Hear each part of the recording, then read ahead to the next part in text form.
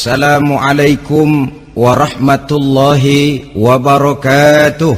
Waalaikumsalam warahmatullahi wabarakatuh.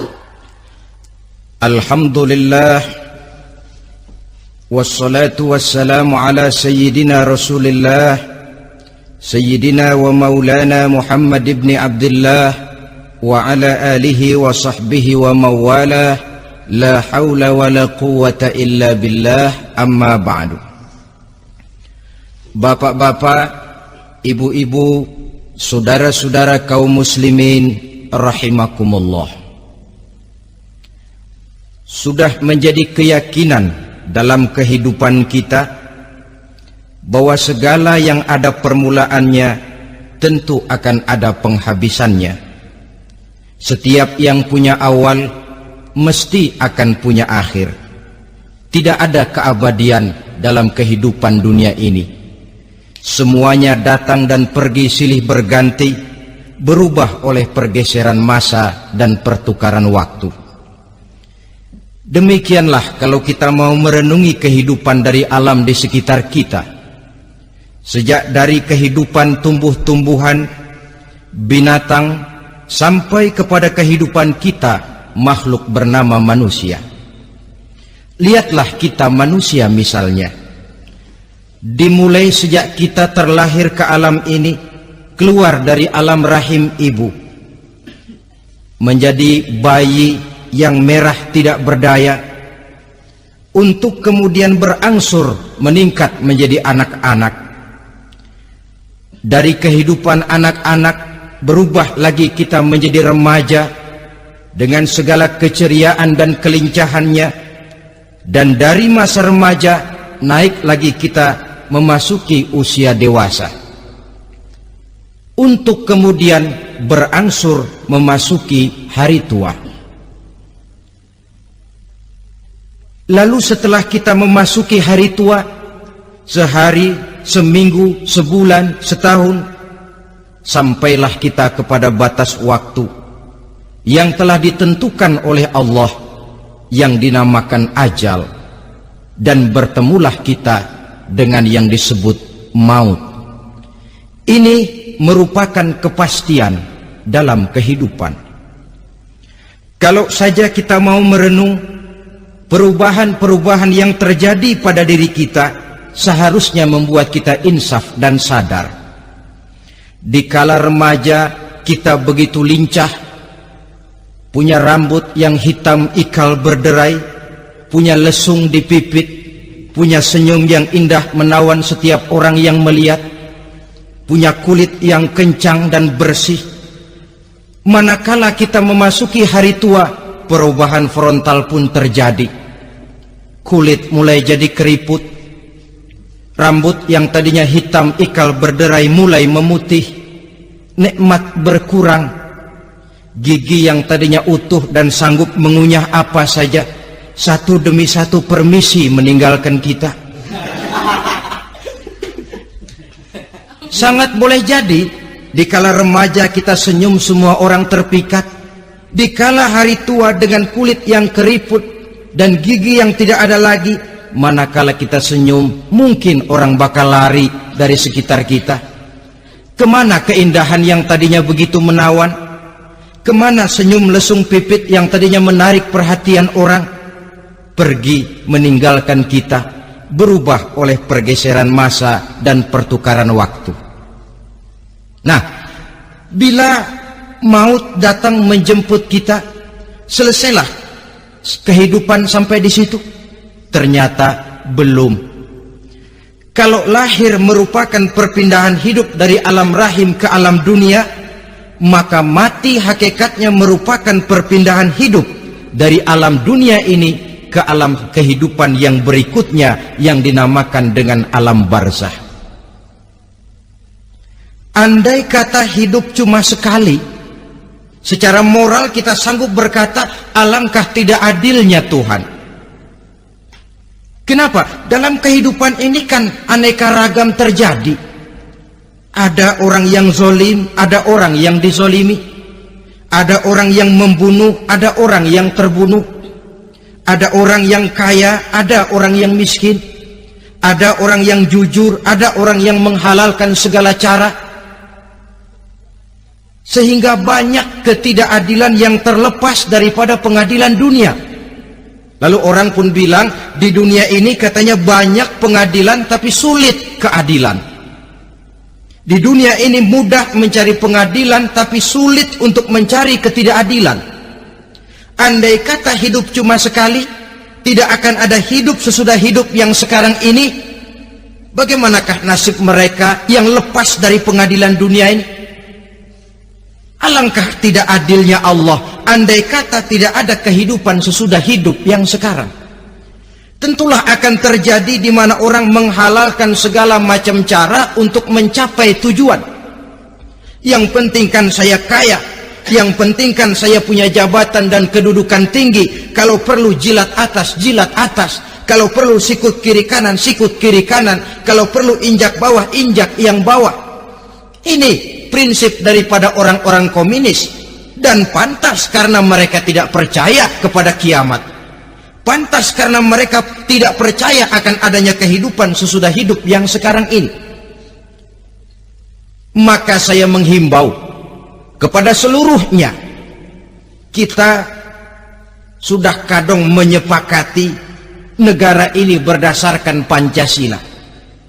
Kita sudah kadung konsensus bahwa PKI dengan seluruh ajarannya tidak punya hak hidup di bumi Pancasila yang kita cintai ini. Maka salah satu ajaran PKI tujuan menghalalkan cara. Kita orang Indonesia yang berbudi pekerti luhur, yang punya nilai budaya tinggi, janganlah sampai mencaci PKI, membubarkan PKI, mengutukkan PKI, tapi dalam kehidupan sehari-hari prakteknya prinsip komunis kita pakai. Apa itu? Tujuan menghalalkan cara. Asal sudah tujuan tercapai, cara apapun saja halal. Itu pandangan hidup orang yang tidak percaya kepada adanya hari akhirat. Sebagai muslim yang yakin akhirat ada, kiamat pasti akan datang. Hidup tidak cuma sekali. Maka kalau kita zalim, kalau kita berbuat aniaya, kalau kita melakukan korupsi, kalau kita merugikan orang lain, boleh jadi kita terlepas daripada pengadilan dunia. Tapi ingatlah, kita tidak akan pernah lepas dari pengadilan Allah, pengadilan Qadhi Rabbul Jalil, di mana kita akan diadili dengan seadil-adilnya, dan tidak satu perbuatan yang bersifat salah, yang bagaimanapun kecilnya, yang akan lepas dari pengadilan di akhirat itu nanti. Pantas saja kalau satu hari malaikat Jibril datang menasihati Rasulullah sallallahu alaihi wasallam, yang artinya juga menasihati kita semua. Apa kata malaikat Jibril kepada baginda Nabi? Ya Muhammad, ish ma syi'ta fa innaka mayyitun. Hai Muhammad, hiduplah semau kamu, tapi jangan lupa kamu pasti akan mati. Kalau memang dilarang tidak terlarang, dicegah tidak tercegah, kamu mau melaksanakan hidup menurut maumu sendiri, persilahkan, hiduplah menurut mau dan gayamu. Tapi jangan lupa, fa innaka mayyitun, satu saat kau pasti bakal mati. Dan mati itu bukan akhir dari segalanya, dia babak baru bagi kehidupan selanjutnya. Silahkan hidup menurut maumu, tapi jangan lupa kau pasti akan mati. Wa'mal ma syi'ta fa innaka majziyun bih. Kerjakan apa saja yang kamu mau. Kalau kau mau menghalalkan segala macam cara, persilahkan halalkan segala macam cara. Tapi jangan lupa kau akan mendapat balasan dari seluruh amal perbuatanmu. Wa ahbib ma syi'ta fa innaka mufariquhu. Dan cintailah apa saja yang mau kau cintai. Kau cintai anak istrimu, silahkan. Kau cintai harta bendamu, tafadhal. Kau cintai tanah airmu, kau cintai pangkat dan jabatanmu, persilahkan. Tapi jangan lupa, fa innaka mufariquhu, kau pasti akan berpisah dan akan meninggalkan segala yang kau cintai itu. Apa Apa artinya ini buat kita? Ternyata sesudah maut datang menjemput kita, ada kehidupan sesudah hidup yang sekarang ini. Ini yang mendorong kita untuk dalam kehidupan di dunia ini tidak melakukan prinsip saenake dhewe, semaunya sendiri saja, asal perut kenyang, asal pangkat tinggi, asal harta dapat. Masa bodoh dengan merugikan orang lain, masa bodoh dengan menipu orang lain. Iku jenenge saenake dhewe. Muslim tidak diajarkan. Ingat manusia, setelah kau mati, setelah kiamat datang, kau akan dibangkitkan, kau akan dimintakan pertanggungan jawab tentang kehidupan yang sekarang ini. Saudara hadirin, oleh sebab itu kalau kita bicara soal kiamat, soal akhirat, ini memang masalah yang gaib, yang sepenuhnya tidak bisa dicernakan dengan kemampuan penalaran intelektual. Dasar di dalam membicarakan ini tidak lain adalah iman kita kepada Allah Subhanahu wa ta'ala. Bukan cuma zaman sekarang, dari zamannya Nabi. Orang itu kalau sudah bicara kiamat, bicara akhirat, ada yang ragu-ragu, ada yang menolak sama sekali. Bukan dari zaman sekarang, dari zaman dulu. Pernah kok satu saat Rasulullah itu dakwah menceritakan, saudara-saudara, akan terjadi kiamat di mana Allah akan membangkitkan manusia dari kuburnya untuk memintakan pertanggungan jawab. Ini dalam dakwahnya Nabi pidato macam itu. Apa reaksi orang? Yang beriman ya mantap, tapi yang tidak beriman, bajingan-bajingan Quraisy ini, mereka bertepuk tangan, mengejek, mencaci. Malahan ini yang luar biasa, ada dua orang kafir namanya Ubay bin Ka'ab dan Al-As bin Wa'il. Mendengar pidato macam ini, mereka buru-buru pulang ke rumah. Ngapain? Ngambil pacul. Lalu berangkat nyari kuburan tua. Dia gali itu kuburan, tulang-tulangnya diangkut, dibawa ke depan Nabi. Ya Muhammad, tulang-tulang yang udah hancur begini, siapa yang bisa ngidupin lagi? Yang macam-macam aja kamu Muhammad, nggak rasional, nggak masuk akal. Allah menjawab. Apa kata Allah? وَضَرَبَ لَنَا مَثَلًا وَنَسِيَ خَلْقَهُ قَالَ مَنْ يُحْيِي الْعِظَامَ وَهِيَ رَمِيمٌ قُلْ يُحْيِيهَا الَّذِي أَنْشَأَهَا أَوَّلَ مَرَّةٍ وَهُوَ بِكُلِّ خَلْقٍ عَلِيمٌ. Mereka memberikan perumpamaan kepada kami, kata Allah. Mereka melupakan asal kejadiannya. Mereka bertanya, siapa yang sanggup menghidupkan tulang belulang yang sudah hancur kayak begini? Qul yuhyiha allazi ansha'aha awwala marrah.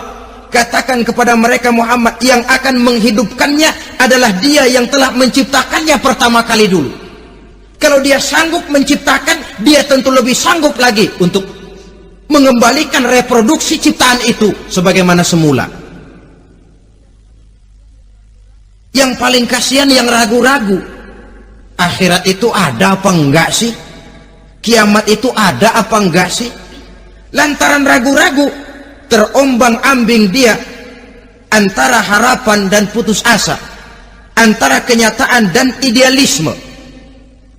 Ada yang buta sama sekali 100% terhadap keadaan-keadaan sesudah mati. Perhatian mereka hanya tercurah kepada kehidupan sebelum mati. Yang mereka perhatikan siang dan malam tidak lebih daripada urusan perut. Pergi pagi, pulang sore, peras keringat, banting tulang.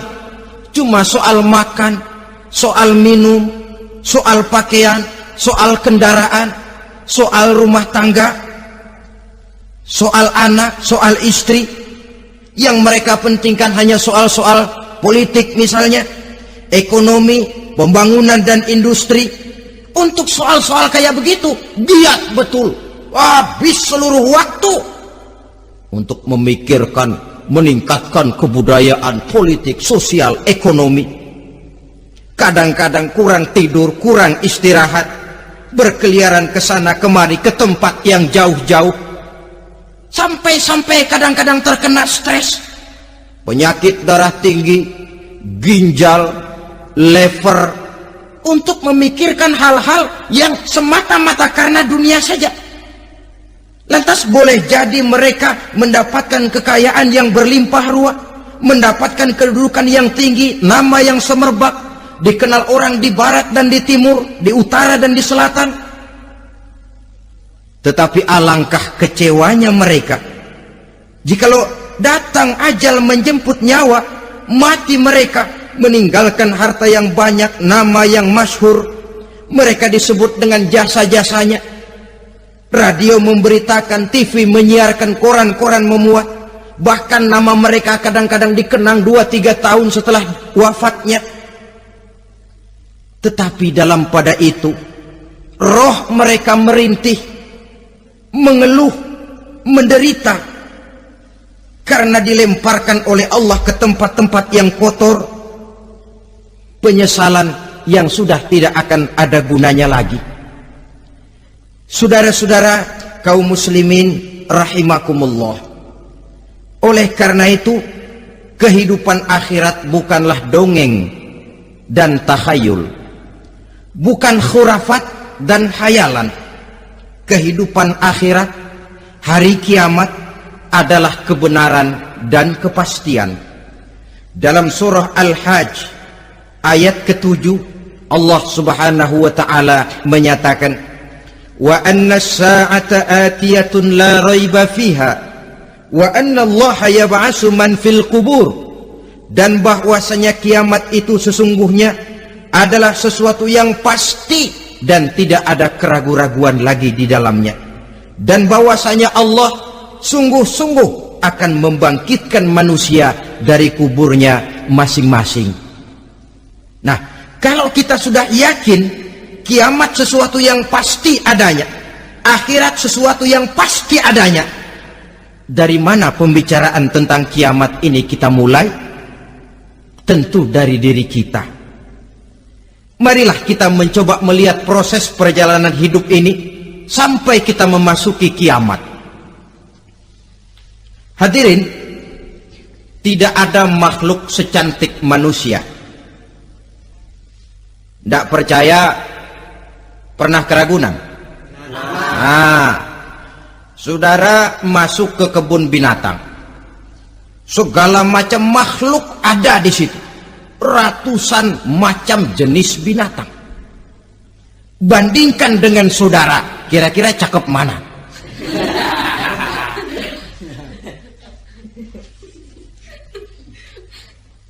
Dari seluruh makhluk yang diciptakan Allah itu, manusia fi ahsani taqwim, dalam bentuk yang paling sempurna, sejak susunan biologis sampai kemampuan berpikir. Biologis kita ya Allah, diciptakan kita begini rupa, diberikan 2 kaki untuk berjalan, 2 tangan untuk bekerja, diberikan 2 mata, dua-duanya di depan. Pernah saudara mikir kalau mata kita yang satu di depan, yang satu di belakang? Ah, rasanya nggak laku kacamata itu.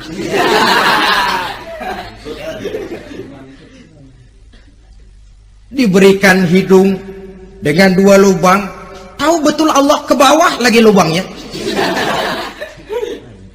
Coba pikir kalau lubang hidung kita menghadap ke atas, aduh, kalau musim hujan repot jagain hidung. Laqad khalaqnal insana fi ahsani taqwim. Sungguh telah kami ciptakan manusia dalam bentuk kejadian yang paling sempurna ketimbang makhluk-makhluk Allah lainnya. Nah, kesempurnaan manusia ini oleh karena hidupnya terdiri dari 2 unsur pokok.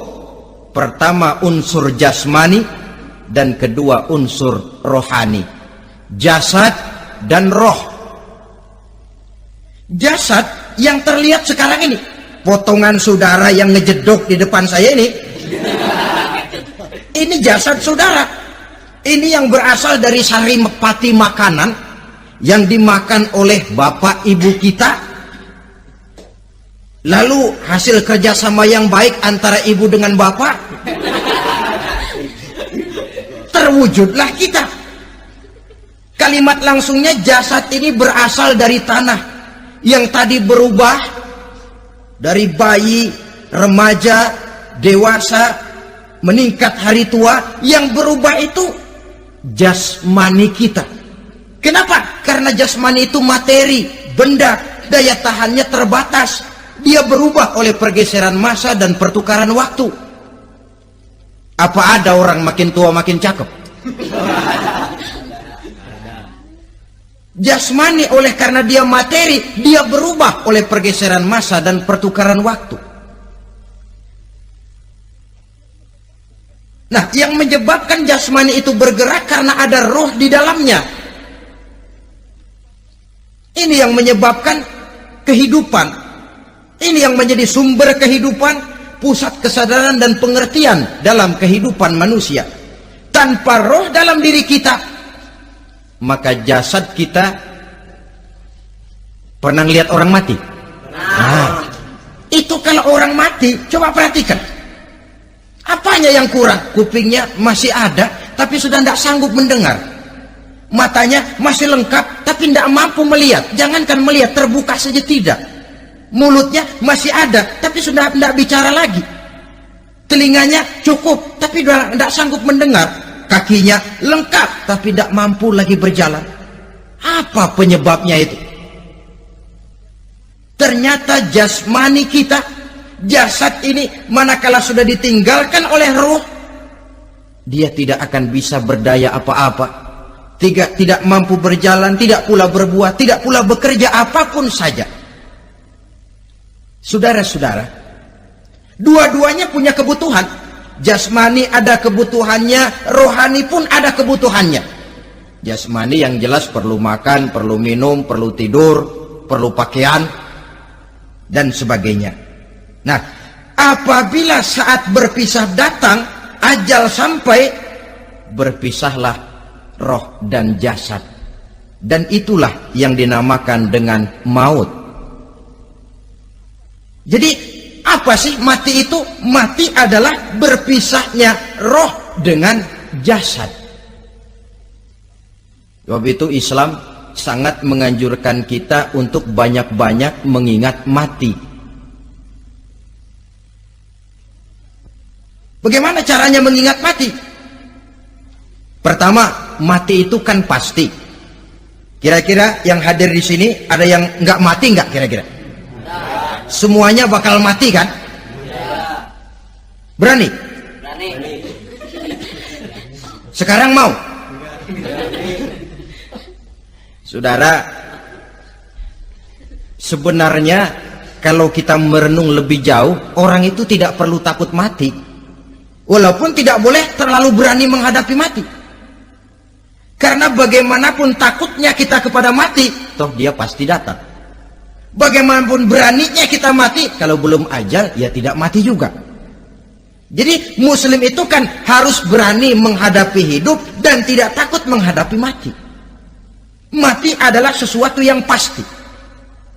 Muslim dianjurkan banyak-banyak mengingat mati dalam kehidupan. Caranya bagaimana? Pertama, berziarah nengokin teman yang sakit. Ya? Suka nengokin teman yang sakit enggak? Oh, itu pahalanya kata Nabi. Menengok orang yang sedang sakit lebih afdol daripada sholat sunnah 1000 rakaat. Apa pernah saudara sembahyang sunnah sampai 1000 rakaat? Nengokin orang sakit pahalanya lebih afdol daripada itu. Kenapa menengoki orang sakit mengingatkan kita kepada mati? Iya ya, ini teman saya yang kemarin seger banget, bercanda sama saya, ketawa sama-sama, sekarang terbaring tidak berdaya, hilang kemampuannya, hilang keceriaannya, sakit. Iya kalau sembuh, kalau ajal, iya sekarang giliran dia, kalau jatuh ke saya. lalu menghibur teman dengan kata-kata yang enak yang akan mendatangkan sugesti supaya dia cepat sembuh. Jangan nengokin orang sakit jujur, sakit apa lu? Perut. Emang teman gua kemarin sakit begini mati ya? Wah, itu orang bisa jadi shock lantaran etika kita tidak akan sampai ke sana. Menjenguk orang sakit akan mengingatkan kita kepada mati. Apalagi ziarah kubur. Ada yang orang tuanya sudah meninggal? Nah, kalau ada, ya tidak bisa tiap hari, sekurang-kurangnya seminggu sekali. Jumat pagi misalnya, ziarah kita ke kubur. Sehingga kalau kita masuk kubur kan ada etikanya. Assalamualaikum ya ahlal kubur wa inna insyaallahu bikum lahikun. Hai penduduk kubur, keselamatan bagi kamu dan kami yang masih hidup sekarang ini insyaallah pasti bakal nyusul kamu. Iya, yang kemarin gagah benar sekarang terbaring tanpa daya. Ini unggukan kuburannya. Yang kemarin ada sekarang sudah tidak ada. Kemana dia? Kami satu saat pasti akan begini. Ingat mati. Lalu apalagi yang bisa membuat kita ingat kepada mati? Mengawal jenazah. Bukankah sangat dianjurkan oleh agama? Bahkan kalau bisa sejak mengurusnya, memandikannya, mengkafankannya, menyolatkannya untuk kemudian mengantarnya ke kubur. Hari ini saya antar dia ke kubur, besok boleh jadi saya yang diantar orang. Hari ini saya solatkan dia, besok boleh jadi saya yang disolatkan orang. Hari ini saya masukkan dia ke liang lahat, besok mungkin giliran saya dimasukkan orang ke liang lahat. Ingat mati, tumbuh kesadaran. Lalu daya positifnya dalam kehidupan apa? Nah, saudara-saudara hadirin, orang yang mengingat mati bukan lantas menjadi lemah dalam kehidupan, menjadi putus asa, sedikit semangat, terbentur kesulitan, mudah frustasi. Bukan itu tujuannya kita diperintah mengingat mati. Jelasnya Islam menganjurkan kita untuk mengingat mati guna maksud-maksud yang positif, supaya orang lalu sadar hidup ini cuma sebentar. Maka mumpung hidup, nah ini mumpung, tapi mumpung yang baik. Mumpung hidup, maka hidup yang singkat ini harus saya pergunakan dengan sebaik-baiknya, melakukan kebajikan yang sebanyak-banyaknya, menjauhkan rasa malas, menunggu keajaiban yang datang dari langit, berleha-leha, bermain-main, sementara maut kalau dia datang tidak pernah main-main. Pantas kalau seorang penyair bernama Syauqi memesankan tazawwad bittaqwa fa innaka la tadri idza hanna al-lailu hal ta'ishu ila al-fajri kam min sahihin mata min ghairi illatin wa kam min alilin 'asha hinan min ad-dahri. Persiapkan dirimu dengan takwa, sebab kamu tidak tahu apabila malam datang kamu masih bisa hidup apa enggak besok pagi. Apa ada jaminan saudara yang kumpul di depan saya malam ini besok masih bisa hidup? Tidak. Ada jaminan? Tidak ada sama sekali. Kam min sahihin mata min ghairi illatin. Berapa banyak orang sehat mati nggak pakai sakit lagi. Sebabnya kadang-kadang ringan saja. Ada yang cuma jatuh di kamar mandi mati. Ada yang cuma ketiban pensil. Iya, kalau ketiban pensil 3 peti masa nggak mati. Ta'addadatil asbab wal maut wahid. Sebabnya boleh jadi macam-macam, tapi mati satu juga, yaitu mati. Dia seperti kelapa yang terlalu tua jatuh ke bawah, yang kembang baru keluar pun jatuh ke bawah. Itulah mati. Dia datang menjemput yang bayi, dia datang mengambil yang anak-anak, dia datang juga kepada yang remaja, kepada yang dewasa, kepada yang tua sekalipun. Jangan yang remaja lalu berpikir, gua rasanya masih jauh banget mau mati. Ini sesuatu yang pasti yang kita tidak pernah diberitahu kapannya.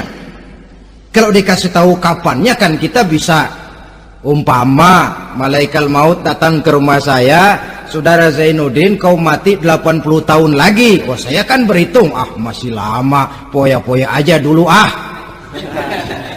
Tapi ini tidak pernah diberitahu kepada kita. Lantaran tidak diberitahu itulah kita perlu bersiap-siap dengan selalu mengingat-ingat mati yang mendorong kita untuk berbuat positif. Satu contoh peringatan mati yang mendatangkan positif pada peristiwa ketika turun perintah hijrah. Ketika di Mekah sudah terpepet turun perintah hijrah. Ini sahabat yang berangkat hijrah, jangan dikira semua bulat hati. Ada yang mikir, kalau saya hijrah berangkat dari Mekah ke Madinah, nanti di tengah jalan dicegat oleh kafir Quraisy lalu dibunuh, mati saya. Takut mati. Allah peringatkan, kullu nafsin za'iqatul maut. Kamu disuruh hijrah saja takut mati, padahal kamu tahu semua yang hidup bakalan mati. Diam saja di Mekah mati, hijrah ke Madinah pun akan mati. Mendengar ayat ini, Sayyidina Umar bin Khattab seperti dibakar semangatnya. Kalau sebagian sahabat hijrah sembunyi-sembunyi, beliau mau hijrah itu malah bajingan Quraisy dikumpulkan dekat Ka'bah. Pidato, ya ma'syara Quraisy, dedengkot Quraisy, dengerin. Besok pagi yang namanya Umar bin Khattab mau hijrah dari Mekah ke Madinah. Siapa yang kepengen kepalanya berpisah dengan badannya, persilahkan cegat Umar di jalanan. Besok dengan tenang dia berangkat hijrah, gak ada yang berani nyegat. Tuh Quraisy juga barangkali mikir, gue ngapain nyegat penyakit. Begitu ingat mati, timbul semangat juang, timbul semangat berbuat. Ini ingat mati yang positif, bukan yang melemahkan semangat. Dah jangan kerja rajin-rajin dah, lu bakalan mati. Ini ingat mati yang salah pasang. Ingat mati seharusnya mendorong manusia untuk berbuat lebih tekun. Allah memberikan peringatan, qul innal mauta alladzi tafirruna minhu fa innahu mulaqikum. Katakan, maut yang kamu akan melarikan diri daripadanya, yang kamu takuti benar dia pasti akan datang menjemput kamu. Saudara-saudara hadirin yang saya hormati, datangnya memang tidak kita harapkan yang namanya maut, tapi sekali dia datang tidak ada pintu tempat kita lari. Dia memang tidak pernah kita undang, tapi sekali dia datang mengetok pintu, kekuatan apa yang bisa menolak? Dia sebuah tanda seru dalam kehidupan. Apa yang menyebabkan orang takut mati? Pertama barangkali karena dia tidak tahu bagaimana kehidupan sesudah mati. Alam kubur gelap, alam akhirat gelap, sehingga dia bingung. Lantaran bingung lalu jadi takut. Yang kedua boleh jadi oleh bayangan-bayangan dosa yang pernah dia kerjakan di dunia ini. Kerjanya cuma menumpuk dosa. Dia gembira, bahagia, tertawa di atas tumpukan dosanya. Merasa segan berpisah dengan seluruh kehidupan ini, sehingga boleh jadi maut adalah sesuatu yang ditakutkannya benar dalam kehidupan. Tapi bagaimanapun takutnya, tidak ada tempat lari dari dia. Dalam ayat lain Allah jelaskan, ainama takunu yudrikumul mautu walau kuntum fi burujim musayyadah. Di mana saja kamu berada, dalam benteng yang paling tangguh sekalipun, maut pasti akan datang menjemput kamu. Nah, bagaimana caranya maut datang menjemput kita? Bila datang dia, sang malaikat pencabut nyawa, malaikat Israel namanya, hendak mengambil roh kita. Dalam suasana macam begitu, di akhir kehidupan dunia, dalam berhadapan dengan sakaratul maut, terbagilah manusia dalam dua bagian besar. Pertama, yang menghadapi sakaratul maut itu dengan husnul khatimah, baik di akhirnya, sehingga pada saat ruhnya berpisah dengan jasadnya, kelihatan dia seperti senyum, mukanya cerah. Bahkan sebelum itu boleh jadi dia sempat meninggalkan pesan-pesan yang baik. Ada yang sempat azan, ada yang sempat baca Quran. Pernah kan nemui orang yang mau mati seperti itu? Yang sempat azan, yang sempat baca Quran, yang sempat meninggalkan wasiat-wasiat yang baik. Sebab apa? Malaikat maut datang menjemput mereka juga dengan baik-baik. Dicabut ruhnya perlahan-lahan, tapi sungguh pun perlahan-lahan. Pedihnya, sakitnya tetap tiada tara. Rasulullah Sallallahu Alaihi Wasallam, dikala beliau hendak berhadapan dengan sakaratul maut, diceritakan mencelupkan tangannya ke dalam gelas berisi air, lalu mengusapkannya ke muka beliau seraya berdoa, "Ya Allah, mudahkan saya dalam menghadapi sekarat ini." Beliau juga yang mengatakan bahwa sakitnya sakaratul maut sama dengan 300 kali bacokan pedang. Sehingga kita diajarkan doa, di antara doa selamat itu kan ada Allahumma hawwin alaina fi sakaratil maut. Ya Allah, mudahkan saya di dalam menghadapi sakaratul maut itu. Ketika ruh ini keluar dari jasad, mata masih mengikuti ruh itu. Sehingga kadang-kadang ada yang matanya terbelalak dan tidak sempat ditutup, terbuka terus, mengikuti ruh itu keluar dari jasadnya. Adapun golongan kedua, manusia yang ketika berhadapan dengan sakaratul maut mendapatkan su'ul khatimah, jelek di penghabisannya. Sekaratnya sudah setengah mati, lalu jelek juga di akhirnya, mati dalam keadaan yang tidak baik, tidak terpuji. Ada yang lagi megang kartu, mati. Ada yang lagi di tempat ngadu ayam, mati. Ada yang lagi di tempat pelacuran, mati. Ada yang lagi megang botol minuman keras, mati. Nih barangkali malaikat maut gemes banget nariknya, lu bajingan, lu tarik terus kan. Mati su'ul khatimah. Makanya bagus itu. Kadang-kadang di majelis-majelis taklim kan sering dibaca, ya Allah biha, ya Allah biha, ya Allah bihusnil khatimah. Kan ada itu? Ada enggak? Saudara hadirin, mohon agar oleh Allah kita diberikan husnul khatimah, baik di saat ruh akan berpisah dengan jasad. Ini sesuatu yang pasti. Sang malaikat maut datang menjemput nyawa. Setelah ruh berpisah dari badan, maka tinggallah sang badan, ditangisi oleh semua yang kita tinggalkan.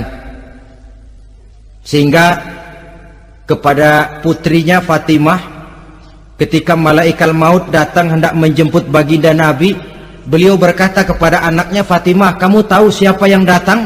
Saya tidak tahu, Bapak. Yang datang hadimul lazat, itu dia yang menghancurkan seluruh kesenangan dunia. Wa qati'u syahwat, yang memisahkan kita dengan seluruh yang kita cintai. Dia malaikat maut, Pak. Manakala jasad sudah ditinggalkan oleh ruh, itulah yang dikerubungi orang. Anak menangis, istri menangis, orang tua bersedih, teman-teman merasa kehilangan, menangisi jasad. Diuruslah jasad kita, dimandikan sebagaimana mestinya, dikafankan dengan kain putih 3 lembar, itu yang hendak kita bawa kembali ke tempat asal kita. Pakaian sutra, jas yang mereknya Switzerland wool, kain yang Samarinda, sepatu yang Belly atau Beltoni, jam tangan yang Rolex, kendaraan yang serba mewah. Tidak ada yang menyertai kita. Kain putih 3 lembar itu saja lagi. Demi setelah dikafankan, dibujurkan kita menghadap ke arah kiblat, orang banyak pun datang menyolatkan kita dengan 4 takbir, diiringi dengan doa. Lalu upacara pelepasan, berangkat kita meninggalkan anak, istri, suami, kampung halaman, tanah air, bahkan alam dunia ini.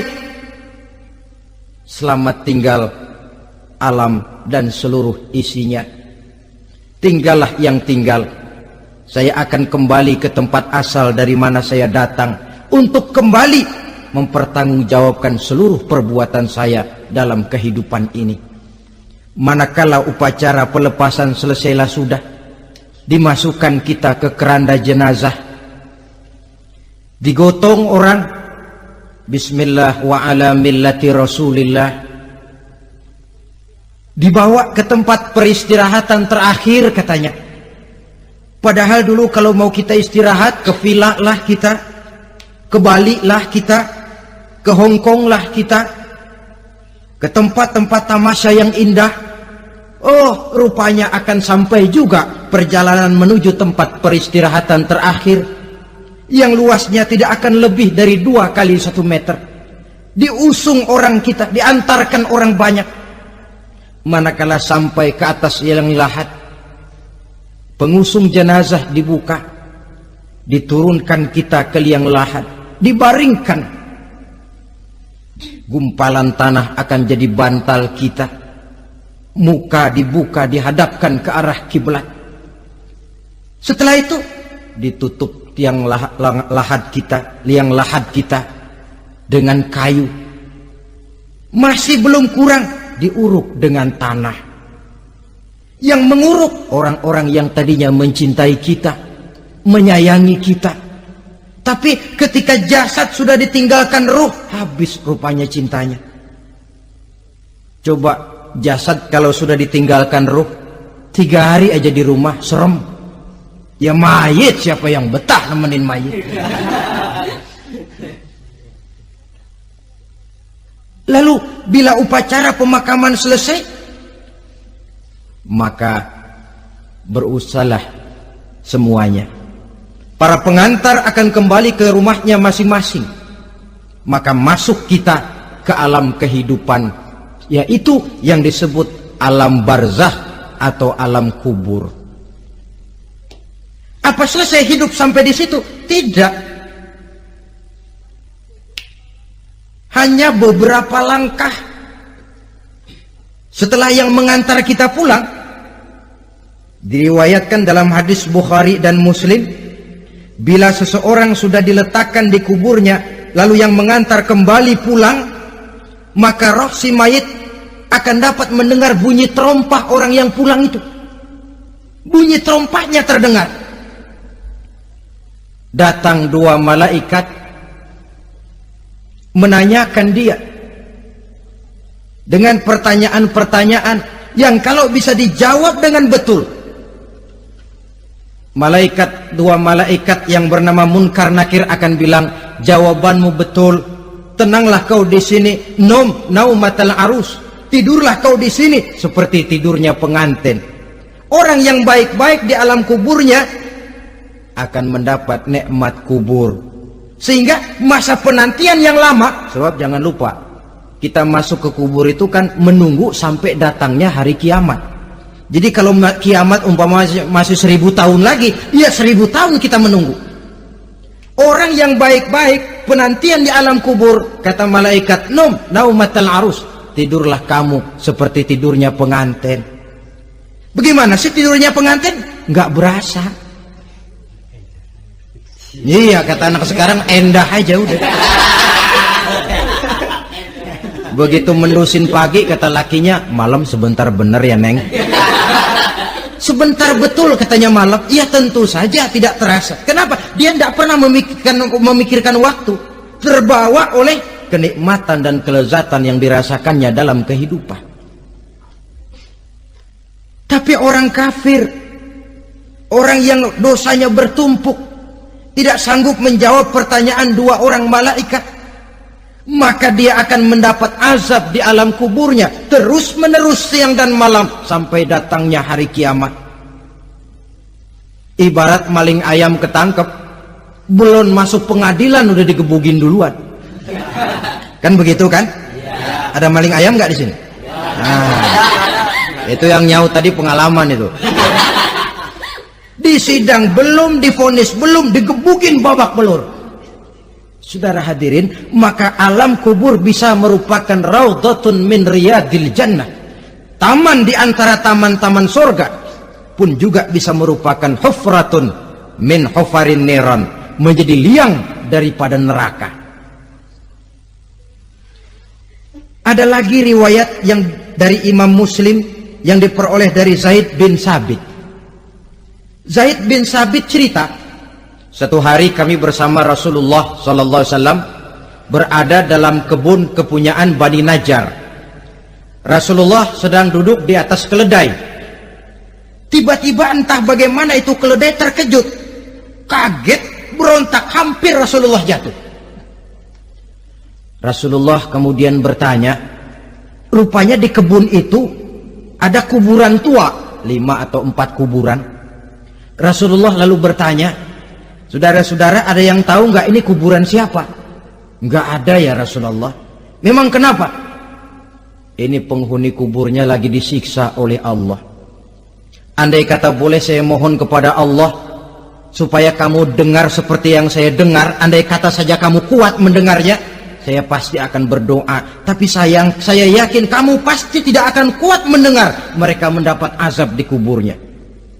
Hadis sahih riwayat Imam Muslim dari Zaid bin Sabit. Kehidupan di alam barzah. Pak, iya kalau yang matinya dikuburin. Lah kalau yang matinya dia ceburin ke laut, dibakar, di medan perang hilang gak ketahuan kemana jenazahnya. Saudara, hilang kek, dikubur kek, di dalam lautan direndam kek, itu kan cuma logika kita. Menurut Allah tidak ada perbedaan orang mati dikubur di dasar lautan atau dibakar sampai jadi abu atau gugur di medan perang tidak ketemu jenazahnya. Entah mereka tetap masuk ke alam barzah namanya. Jasad boleh hancur, tapi roh sebagai sumber kehidupan, pusat kesadaran dan pengertian, dia tetap ada, mengalami kebahagiaan dan kegembiraan atau mengalami kepedihan dan penderitaan, bergantung kepada amalan yang kita lakukan dalam kehidupan di dunia ini.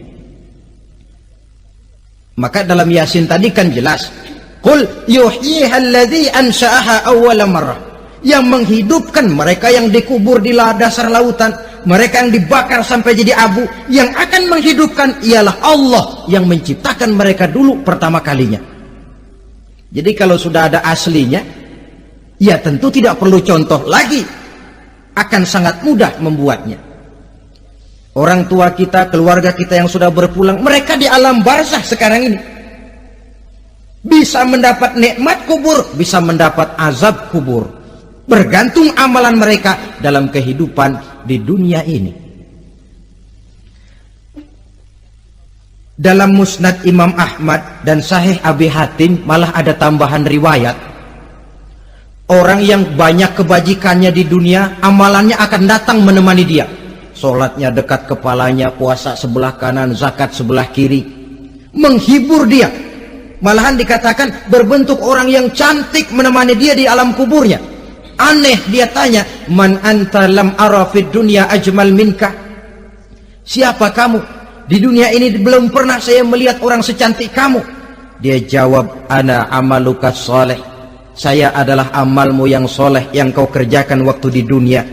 Saya sekarang diperintahkan untuk menemani kamu di sini. Alhamdulillah.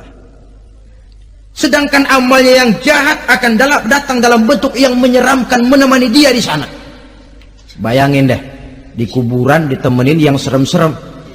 Sama juga di dunia. Di dunia, kalau kita di tempat gelap ditemenin orang cakep, enak nggak? Wah, pengalaman. Tapi coba bayangin, sudah tempatnya gelap, yang nemenin jelek nggak ketulungan, gerah kita. Nah, saudara hadirin yang saya hormati, lalu bagaimana tempat arwah-arwah yang sudah kembali menghadap Allah yang disebut mustaqarrul arwah itu? Macam-macam tingkatannya sesuai dengan profesi dan amalannya waktu di dunia. Ada roh-roh itu yang setelah pisah dengan jasad, artinya mati, ditempatkan di tempat yang disebut a'la iliyin, tempat yang tertinggi. Siapa ini? Arwahnya para nabi dan para rasul. Ini fi a'la iliyin, di tempat yang tertinggi. Arwahnya para nabi, arwahnya para rasul. Dan karena kita bukan nabi, bukan rasul, ya jangan mimpi dapat tempat fi a'la iliyin, kecuali kalau Allah menghendaki. Itu hak prerogatif Allah, tapi kan tidak adil kalau Allah melakukan itu. Ini kelompok roh-roh yang masuk golongan VIP. Wah, the first class. Para nabi, para rasul. Lalu ada pula roh-roh itu yang setelah pisah dengan jasadnya diumpamakan seperti burung-burung hijau yang berterbangan di perkebun-kebunan surga. Roh siapa mereka ini? Rohnya para syuhada, orang-orang yang mati syahid gugur membela agama. Nah, ini bedanya orang mati syahid dengan pahlawan, ya. Apa bedanya syuhada dengan pahlawan? Kalau syuhada, orang yang gugur membela agama, niatnya karena Allah, mati syahid. Kalau pahlawan, orang yang gugur membela negara, orang yang dianggap berjasa kepada pemerintah. Klimaksnya, kalau orang mati syahid jelas surga, tapi pahlawan belum tentu surga. Kenapa? Bergantung kepada negara macam apa yang dibelanya dan pemerintah model mana yang dibelanya. Di negara-negara komunis misalnya, banyak nggak pahlawan? Banyak. Dengan sekian tanda jasa yang mati di medan perang dan sebagainya. Kira-kira pahlawan komunis masuk surga nggak? Ya, kalau pahlawan komunis masuk surga, kita nggak kebagian kapling di surga barangkali. Inilah bedanya pahlawan dengan orang mati syahid. Kemudian ada pula roh itu yang tertahan di pintu surga. Tertahan di pintu surga. Ini seperti tadi, orang yang mati syahid tapi masih ada kaitan di dunia. Rasulullah pernah ditanya orang, ya Rasul, kalau saya maju ke medan perang bela agama, mati syahid, apa saya masuk surga? Iya, masuk surga. Kecuali kata Nabi, kalau masih punya utang. Nah, tertahan di pintu surga. Ada pula roh itu yang tertahan di alam kuburnya. Ini umumnya seperti tadi itu. Ada mempunyai dosa, mempunyai kesalahan, sehingga merasakan azab kubur. Ada juga roh itu yang tertahan di permukaan bumi. Mereka yang dalam hidup selalu menumpuk dosa-dosa yang besar, meninggal sebelum keburu untuk bertaubat. Saudara hadirin yang saya hormati, inilah yang kita khawatirkan.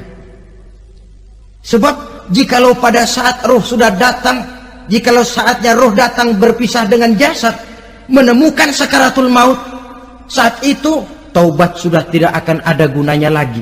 Masuk ke alam kubur, mendapat azab kubur sampai datangnya hari kiamat.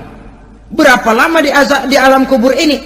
Menunggulah kita sampai datang saatnya kiamat. Nah, saudara-saudara, apa tanda-tanda hari kiamat? Kapan dia akan datang? Bagaimana hal ihwal manusia pada saat terjadi kiamat? Bagaimana alam ini? Bagaimana perhitungan di padang mahsyar? Insya Allah akan saya ungkapkan pada bagian kedua dari ceramah ini. Insya Allah kita akan lanjutkan pembicaraan ini sampai kepada terminal paling akhir, surga dan neraka. Inilah saja pertemuan kita pada kesempatan kali ini. Terima kasih banyak atas segala perhatian. Mohon maaf atas segala kekurangan. Wabillahi taufiq wal hidayah. Wassalamualaikum warahmatullahi wabarakatuh. Waalaikumsalam warahmatullahi wabarakatuh.